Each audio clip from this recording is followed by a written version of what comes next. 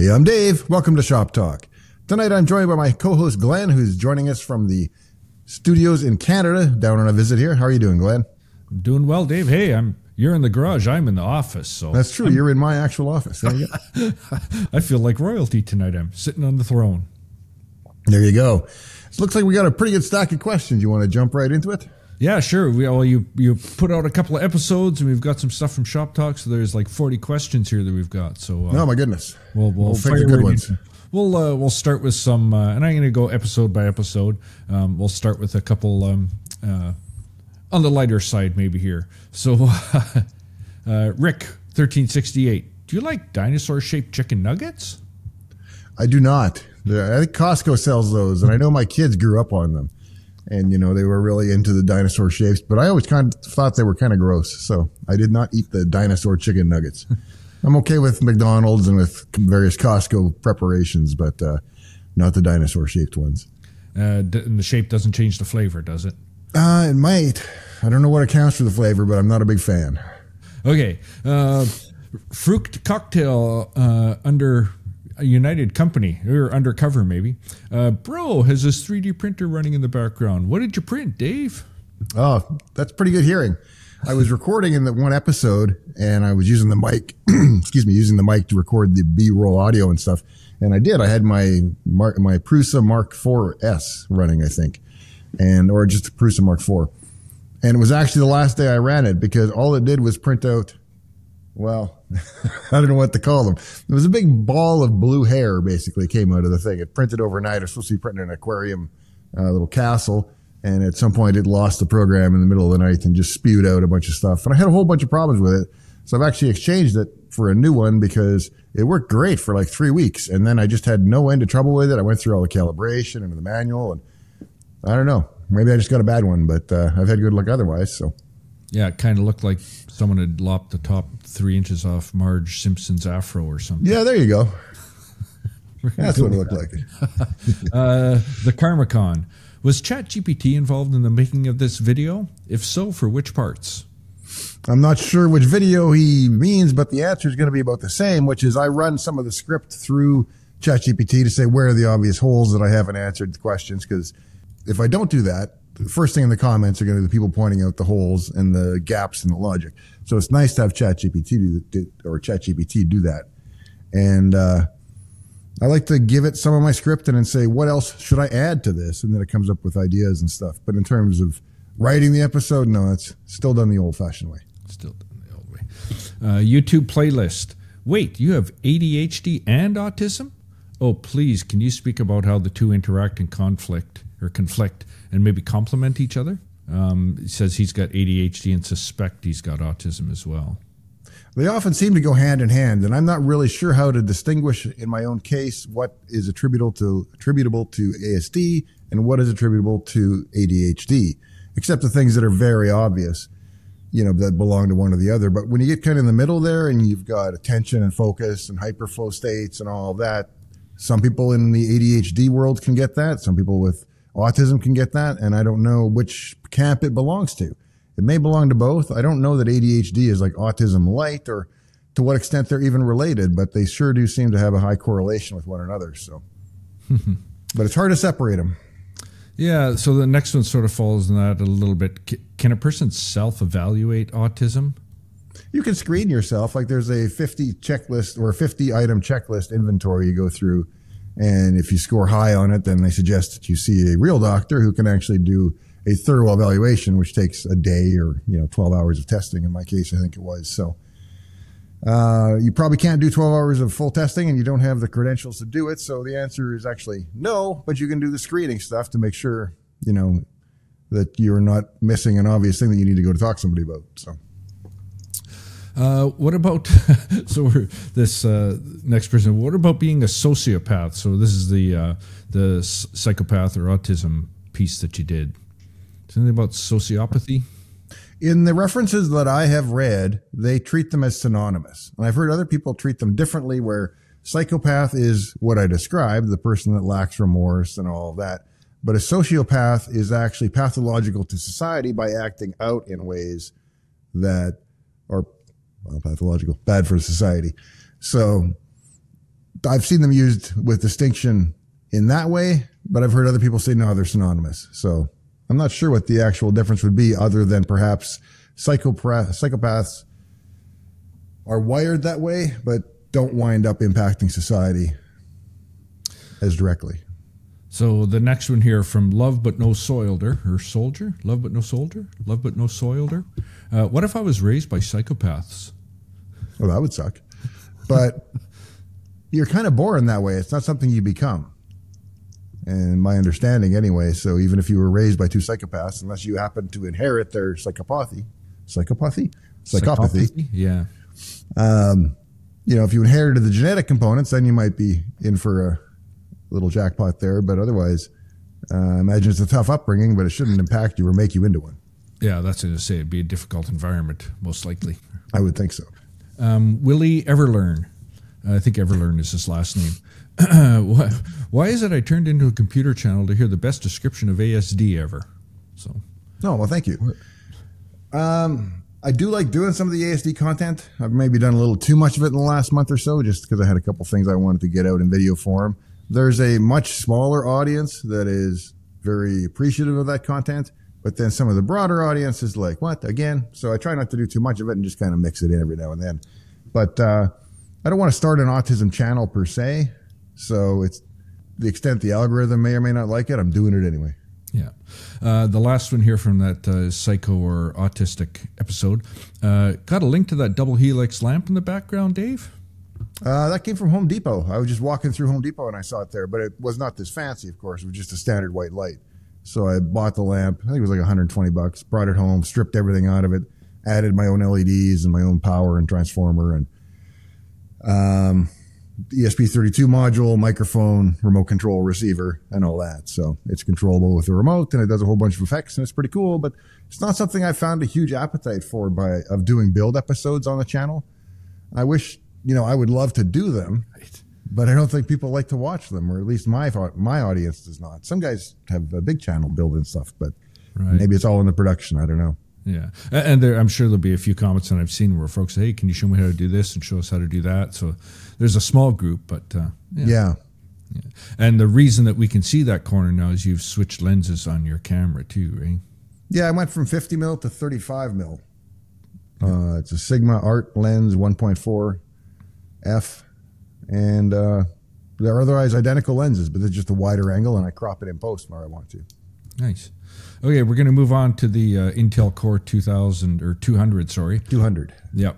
Ahmad James. How old are you, Dave? Oh, let me guess. No. I am 56.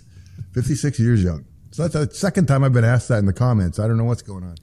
Yep, don't know. Do I look older all of a sudden because I have been 2 years since I stopped coloring my beard. People should be used to that by now. But oh, yeah. Maybe they're just newer to the channel. Maybe. CFR 250R. Sounds like a motorcycle. It does. I'm going to guess that. Are you my dad? Well, how old are you? Unlikely. Okay, so the Real Oz Wookie. Wait, did you just say got more Riz? Yeah, when you slap like me, you just talk like that. Is that what the kids are calling these days? Slapping? Yep. When you're slapping, you get a lot of Riz. That's all I know. Excellent. That's more than I know. At BM 03431. Wasn't the car in RoboCop the Suck 6000 or something like that? Yeah, the 6000 sucks. SUX. Oh, okay. 6000 sucks. Yeah. That's actually where when I saw the Intel lettering, it's like UXS. I'm like, oh, that's like the Suck 6000. So that's actually what I was thinking of when I put that in the video. And it's funny because that car, the 6000 sucks, looks a lot like the new Cadillac Celestiq or however you say it. They're a really expensive car they're building. And it's funny because that's like a dystopian future of how cars will get massive in the future. And then it happened. So yeah.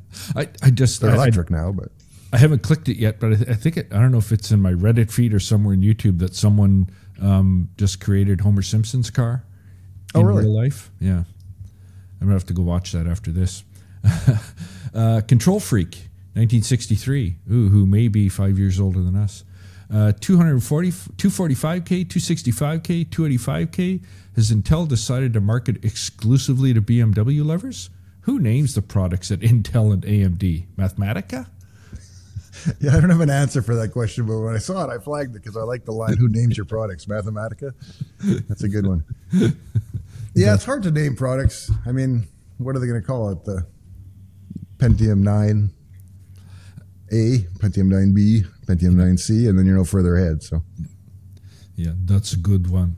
And at least they don't give them weird names. The Invicta, it's not a Buick. So, not that there's anything wrong with the Invicta games or anything like that, but yeah. What's that? What's the Invicta game? I think it's for injured military personnel, I believe. Oh, okay. I've never heard of that. Yeah, it's a British Commonwealth thing.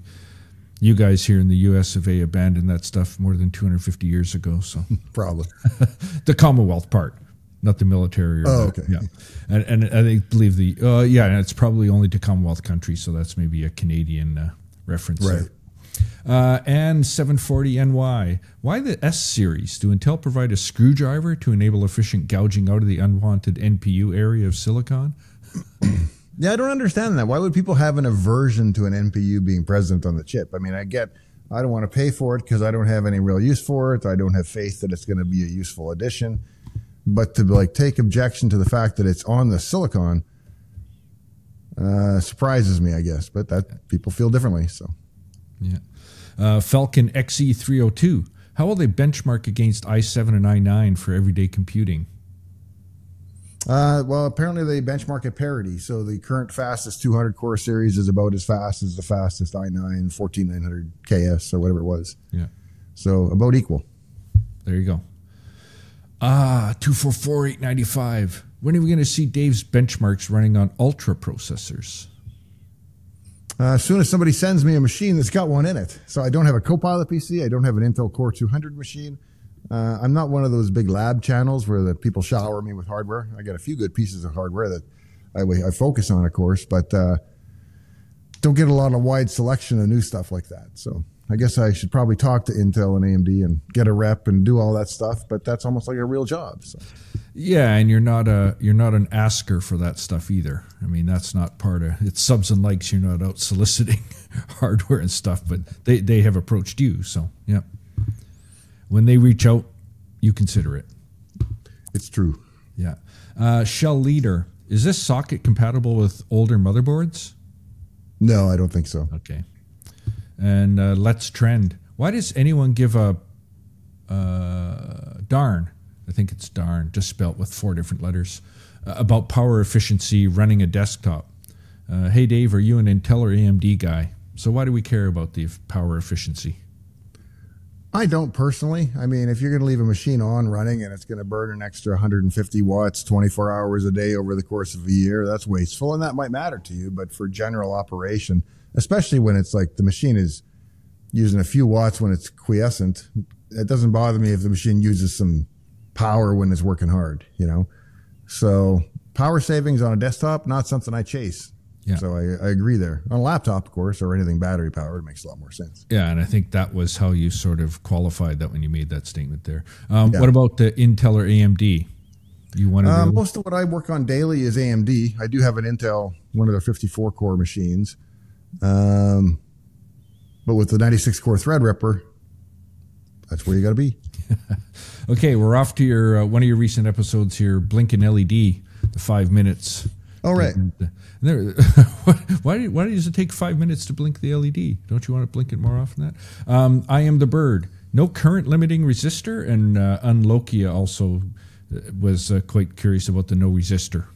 Yeah, there should be one. And I mentioned that in the video that this is just a quick temporary demo to make it as clean as possible. And that if you're doing it for more than a few seconds, you probably want a current limiting resistor, which is probably a good idea.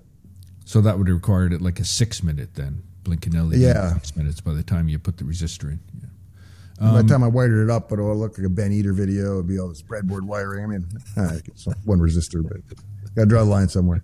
That's right. LA-MJ. Dave, have you worked on Visual Studio in Microsoft? No, I've used it for a long time, and I helped the team at the time that was doing the MIPS version of Visual Studio 2, I think it was 2, get it up and running on MIPS and help them with the debugging because I was one of the dog food users of the MIPS version. So, but I never worked on the team or anything like that. Car part 122. It sounds like you're using a mechanical keyboard. Definitely when you hear it. Are you using an IBM Model M? No, I do have a brand new in the box Model M that I bought for my IBM PC because I did not want everybody else's skin cheese in my old keyboards. And sometimes you clean them out, but those are complicated, the IBMs in particular. So I bought a new one. And this keyboard here is a Cherry MX Blue, I think. Okay. And it is a Corsair K70, I think it is. So it's a RGB, LED, all the fancy stuff. Do you know what you have in the office here? Because that's a DOS keyboard.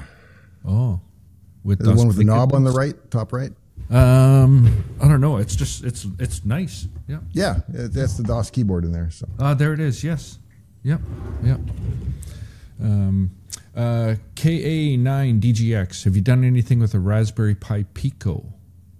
I have not. I've used the Raspberry Pi Zero, but anytime I get smaller than that, I generally use ESP32.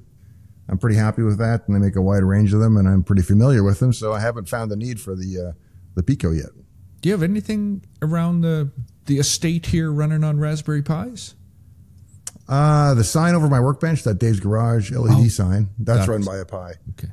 Yeah. That's about it. Yeah. Speaking of the keyboard issues you're having there, Skin Lab 4239. Okay. Issues.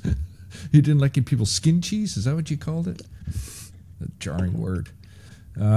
Actual C++ or C with a line or two of C++? This is then the blink in your LED. No, it was mostly C++. If you think about it, the headers are all the C++ headers, and then you've got using namespaces, which is all C++ syntax. All the outputs done with streaming. So, no, I would say it was about 80% C++ and 20% C. Pretty actual C++ then. And, yeah, no classes, but that's not what makes C++ solely C++. Right. And at ACACAC, void main with parentheses with return values? Yeah, I typoed that. It should be int main. And, of course, it doesn't compile because of that, and then I fix it in the video, so that comes later. But, yeah, I was going to type void main void, and then I'm like, oh, no, I'll put the real signature in there, but I'd already typed void. So I wound up with void main and then the signature instead of int main. But and the STDD one got caught while you were doing it. So yeah. Paul Laddie, Dave, did you not need to chmod the object file to flag it as an executable in Raspbian before it would run? Or does the compiler linker does that automatically? It looks like that. Okay. Yeah, looks like McKinnon. Even on like 211 BSD on the old distributions, I've just built some code on there, and it comes with executable. The compiler takes care of that. Yeah. McKinnon 42. Dave. Oh yeah, this is when I first got down here, I asked you about this too. That Amber emulation is gorgeous. It looks so much like a monochrome CRT. It's insane. I'm not a developer, so please excuse me if this is common knowledge, but how do you have that? And can I make it run under Windows in a GUI environment? That I don't think you can because it's a Mac app. So it's for Mac OS. It's called Cool RetroTerm. And as far as I know, it only runs on the Mac. And I've kind of tuned it to look as much as I can like my VT220 terminal, which is Amber. And so when I'm SSH'd into one of the old, or telnetted into one of the old PDP-11s and stuff, I use that terminal because it feels right. So, and it looks cool. Yeah, I was glued to the screen just watching it.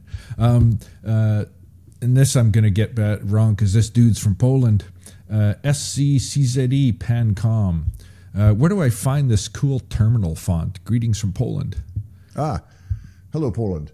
The terminal font is called Glass TTY VT220. So if you just search for those words, Glass TTY VT220, you will find it.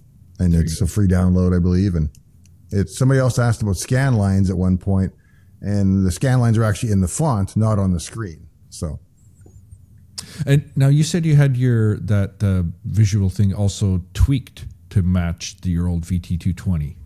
Yeah, I went amber instead of green, and I started you can set the phosphor, how long it lasts, the ghosting. Okay, and you can actually do even a fair bit more in terms of sparkle and glitter and shimmer and stuff that CRTs do, but isn't a good thing. So I tend not to turn those on. You may look like a bad CRT. EJ Harrop, can you explain or discuss in a future Friday questions episode which this will be coming out. What the hidden MS feature called recall does. Is it a spy? Seems scary and not clear how to manage it. And this thing came up, I think, a lot in the general. Yeah, but people have been really itching for me to go out and just hang recall out to dry. And the thing is, it seems like an ill-advised idea to record everybody's desktop and not explain that in a way that makes them not freak out. Could be a useful feature. Thing is, I think it requires a Copilot Plus PC to operate. I don't have a Copilot Plus PC, so it's not recording on any of my machines.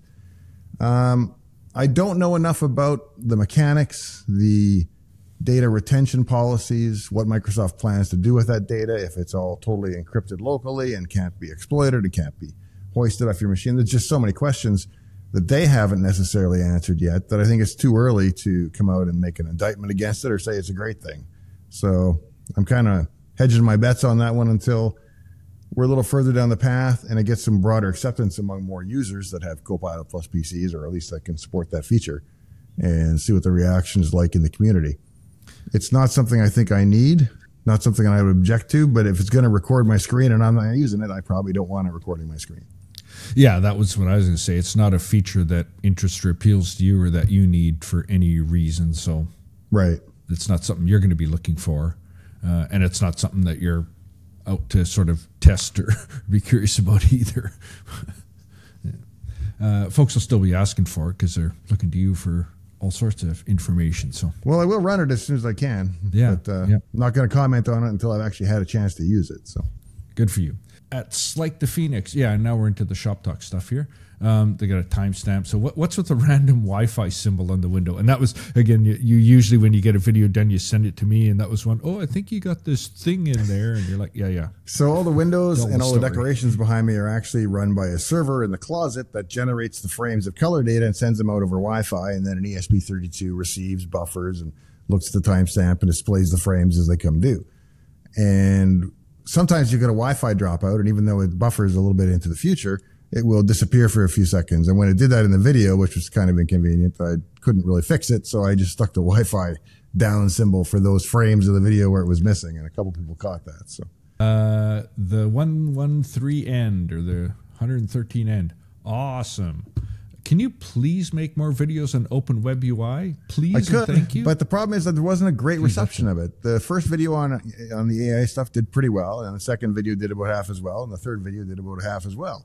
So it seemed like there was satiation in my audience for the local large language model stuff. So hopefully I've given enough information to kind of get you going on that stuff, but it's not something I can dedicate a lot of more episodes to, I think, because there just wasn't the appetite for it. That's super toughy. Hey, Dave, you got to have some custom home automation system like Home Assistant. Any planned episodes to showcase it? I've been using Indigo, which is a Mac app, and it's actually the reason I own a Mac. Because when I looked around, this is almost 20 years ago now, solid 15, because I've been in this house 15, and I had it at the old house. I went Insteon, and so in terms of software to control it, the Insteon software wasn't great, and the best software I could find was Indigo from, I think it's called Indigo, or it's by Indigo Automation, either way. We'll go with Indigo. And it's a great app, hasn't changed a lot in the last couple of years because it's pretty stable now, but I would like to move to Home Assistant. The problem is I've got about 70 or 80 devices, and they're all just coded on hex numbers, and I don't want to re-enter them all again. And I haven't found a way for Home Assistant to either pull it from the Insteon modem or from Indigo and get all that data in and just have it kind of migrate and work. So if I have to sit down and redo all the devices, I guess I can, but I'm trying to avoid that. So for now, I'm just sticking with Indigo, but I would like to play more with what is the package? Home Assistant. And watching Dave, I mean, even though you have a pretty good typing speed and a nice clicky keyboard, watching Dave type all those hex numbers in is probably not an episode. Yeah, that probably wouldn't make a good episode. All right, boys, we're up to 3B7X. 7X. Now, I seem to recall in the last year or so, or maybe it was more than that, you were working on your own, was it an app or just a program to control some? Am I making this up or? No, so there's a server app that runs and generates all this color data, but it's like a console app. So it's not a GUI app where you can go in and easily add and remove effects and move devices around. So I thought it's usable by me, but nobody else can take advantage of it. So I will start making a Windows app that will make it much more usable. And it's coming along. I tinker on it occasionally. So yeah, still working on it. Let's keep pushing. Last question here. Mr. Kurt Hausler. Is it possible to get these shop talks as a normal podcast? Listening to this on Overcast would suit my lifestyle better. I can't find it by searching, but I can add a feed URL. Well, currently it's only on YouTube. So YouTube, Dave Zadek. And I don't know enough about other podcast services. If it starts to take off, maybe I will upload it to other services where you can get it as pure podcast. Yeah, and can you strip the audio feed from this and export it out to as a podcast? I imagine, yeah. And then you tried that UI or AI piece of taking some short pieces and making an AI generated podcast type thing, but that was a little bit grating for a couple of folks, I think. Yeah, I thought it was a really neat technology, not something necessarily quite ready for prime time, but I thought it was really impressive. Yeah. So that's all the question you got. You spit out 2 or 3 episodes in the last week since we did our last shop talk. I did a couple short ones and fired off another one this morning. I was live in the studio hiding behind the curtain when that went on. So anything you can speak about coming up in the pipeline or that's on the to-do list? It's what I'm working on right now. Yeah. So that may be out around the same time as this video. So we'll see how that goes. But if not, probably the weekend or coming up early next week. Cool. That's what I'm working on. So, well, that's all I got from Dave's office. All right. Well, thanks to everybody for joining us. Thanks, Glenn, for co-hosting. And look forward to talking to you next time here in Shop Talk. Make sure you're subscribed to Dave's Attic. That's this channel. If you're not already aware and you thought maybe you were on Dave's Garage, you're not. And turn on the bell icon so you get a notification when new episodes come out every Friday afternoon. Thanks for joining us. Talk to you next time. This little chair will be waiting for one of you, and a rocking chair for another who likes to rock, and a big armchair for 2 to curl up in. All next time on Dave's Garage.